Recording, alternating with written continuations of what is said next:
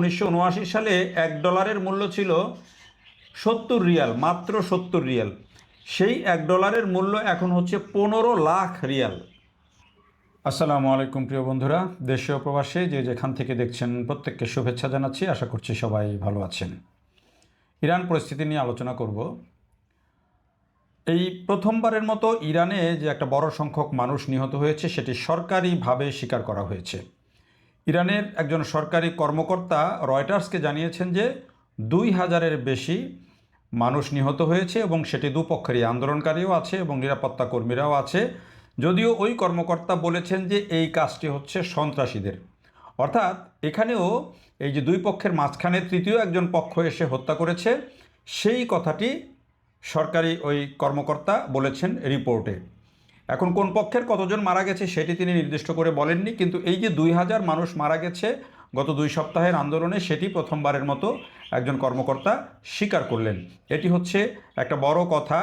আর আজকে যে বিভিন্ন ভিডিও এসেছে সেটিতে তো দেখা গেলই যে মা সন্তানের লাশ নিয়ে হাজারি করছেন, বোন ভাইয়ের লাশ নিয়ে হাজারি করছেন, সেগুলো তো আছেই, বিক্ষোভ এখনও পর্যন্ত আছে। কিন্তু এইসব পরিস্থিতির পরও অনেকেই বলছেন যে, এখন যেটি ধারণা করছেন অনেক বিশ্লেষক বলছেন যে তাহলে কি আমেরিকা ইসরায়েলের প্ল্যান সফল হতে যাচ্ছে নাকি ফেল করতে যাচ্ছে, সেটি এখনই বলার সময় আসেনি। আমেরিকা ইসরায়েলের তো প্রথম প্ল্যান থাকে, প্ল্যান এ, যেটা হচ্ছে যে আরব বসন্তের প্রায় সবগুলো আন্দোলনে তারা প্ল্যান এ দিয়েই বাস্তবায়ন হয়েছে, যেটির সাথে বাংলাদেশের যে আন্দোলন সেটিরও অনেকটা মিল ছিল। এবং এখানে যেই আন্দোলনের যে ধরন সেটিও কিন্তু অনেকটা মিল আছে। দেখেন, এখানেও ওই সময়ও বাংলাদেশ সরকার বলেছিল যে তৃতীয় কোনো পক্ষ এই হত্যাযজ্ঞ চালিয়েছে, এটি সন্ত্রাসীদের কাজ, দুর্বৃত্তের কাজ। এখানেও বলা হচ্ছে যে ওই সরকারি কর্মকর্তা বলছেন যে এটি সন্ত্রাসীদের কাজ। এখন এখানে হয়তো থাকতেও পারে, যেহেতু ইসরায়েল আমেরিকা এখানে তাদের নানা রকমের মেকানিজম আছে, এবং ইরান কিন্তু অনেককে ধরেছে, হত্যা করেছে এবং বলেছে যে এরা হচ্ছে ইসরায়েলের চর, এমন অনেককেও হত্যা করা হয়েছে। ফলে এখানে বিভিন্ন গোষ্ঠী যে আছে, বিভিন্নজন বিভিন্ন স্বার্থে এবং আন্তর্জাতিক রাজনীতির যে অংশ সেটি হিসেবে কিন্তু যাদের যাদের এখানে ইন্টারেস্ট আছে তারা তো চেষ্টা করছেই এখানে যে দিক থেকে পারবে এখানে ইন্ধন দিবে, সেটি খুব স্বাভাবিক এবং সেভাবেই আন্দোলনটি চলছে। এবং এই আন্দোলনের পর্যায়ে এখন প্রশ্ন আসছে যে আসলে শেষ পর্যন্ত ইরানে কি হতে যাচ্ছে। আপাতত যে পরিস্থিতি মনে হচ্ছে তাতে অনেকেই বলতে চাইছেন যে হয়তো এই সরকার এখনকার যে পরিস্থিতি তাহলে মনে হচ্ছে যে অনেকে যে এটি সামাল দিয়ে ফেলবে সরকার। কিন্তু অনেক বিশ্লেষণ মনে করছেন যে অনেক বিশ্লেষক বলছেন যেহেতু 2000-এর উপরে মানুষ মারা গেছে, খুন হয়েছে এবং এটি স্বীকার করছে সরকার, আরও সংখ্যা বেশি হতে পারে, যেহেতু প্রকৃত তথ্য এখনও পাওয়া যাচ্ছে না। ফলে এই মানুষ যখন মরতে শিখে গেছে তখন এই আন্দোলন বিফল হওয়ার কথা নয়, এটি অনেকের ধারণা।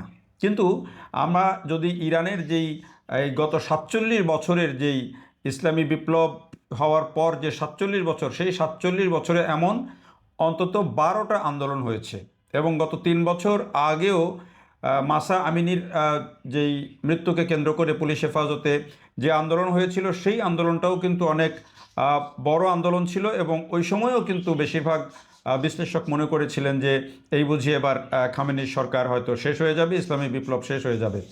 তো এবারও সেই ধারণা অনেকেই করছেন, যেহেতু অনেক বেশি মানুষ মারা গেছে, ফলে এই আন্দোলন খুব বেশি এই আন্দোলন শেষ পর্যন্ত সফল হবে সেটি বলছেন। কিন্তু একই সাথে আবার যেভাবে এই ইসলামী বিপ্লবের পক্ষে এবং সরকারের পক্ষে লক্ষ লক্ষ মানুষ রাস্তায় নেমে এসেছেন, সেটিকেও আবার কিন্তু একটা বড় একটা স্ট্র্যাটেজি হিসেবে দেখা হচ্ছে।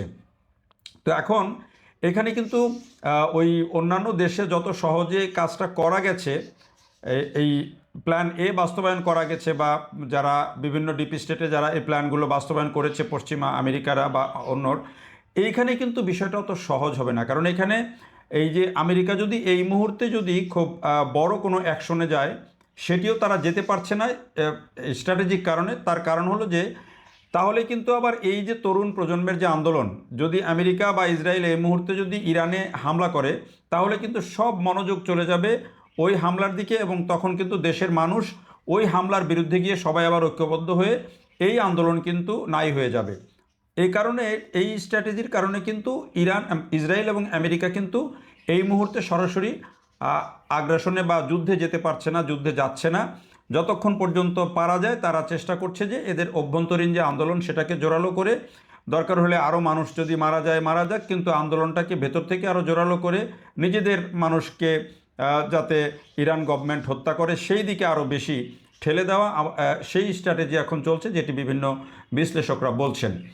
এটি আবার ইরানের জন্য, এই স্ট্র্যাটেজির পাশাপাশি ইরানের জন্য এবার সবচেয়ে ভয়ঙ্কর যেই বিষয় সেটি হচ্ছে যে আসলে এই যে ন্যায্যতার কথা বলে বা সবার যেই সম অধিকারের কথা বলে যে 1979 সালে যে বিপ্লবটি হয়েছিল, সত্যিকারের একটা গণবিপ্লব হয়েছিল সে সময়ে, সেই বিপ্লবের যে প্রত্যাশা, সেই প্রত্যাশা বলা হচ্ছে যে অনেকাংশেই পূরণ হয়নি।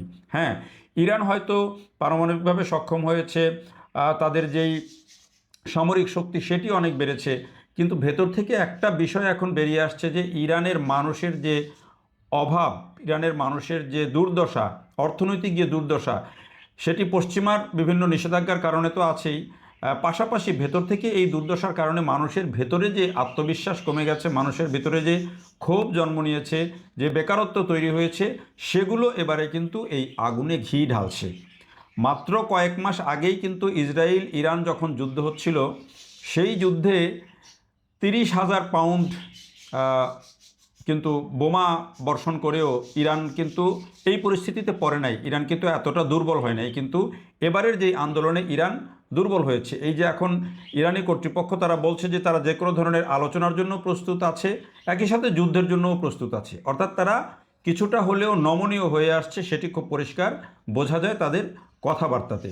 এর পেছনে সবচেয়ে বড় কারণ হিসাবে যেটি বলা হচ্ছে সেটি হলো এই যে দারিদ্র্য এবং এই যে মূল্যস্ফীতির যে ভয়ঙ্কর অবস্থা।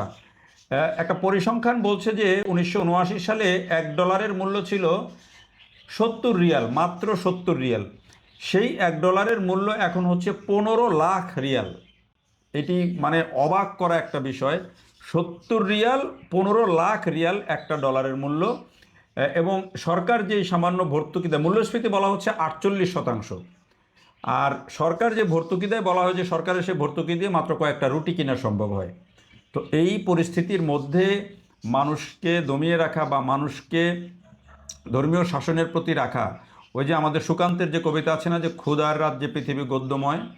তো আসলে মানুষের যখন পেটে খাবার না থাকে, ক্ষুধার কাছে কিন্তু সমস্ত কিছু পরাভূত হয়।